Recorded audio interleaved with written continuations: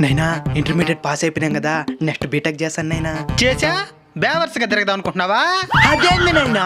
మన పక్కింటి లక్ష్మి కొడుకు ఏం చదువుకున్నాడా? బీటెక్ ఏనైనా? బీటెక్ పూర్తి చేసి ఇప్పుడు 2 ఏళ్ళుగా ఖాళీగానే తిరుగుతున్నాడు. దాన్నే జాబ్ సెర్చింగ్ అంటారు. నువ్వేనే చెప్పు నైనా, నేను బీటెక్కే చేస్తాను. నీకు నచ్చిన చదువు చదివే అధికారం నీకుంది నాయనా, కానీ బీటెక్ చదివితే ఉద్యోగాలే సరిగా రావడం లేదు. ఎందుకు రావు మామా? బీటెక్ పూర్తి చేసిన ప్రతి ఒక్కరికి ఉద్యోగాలు రావు మామా.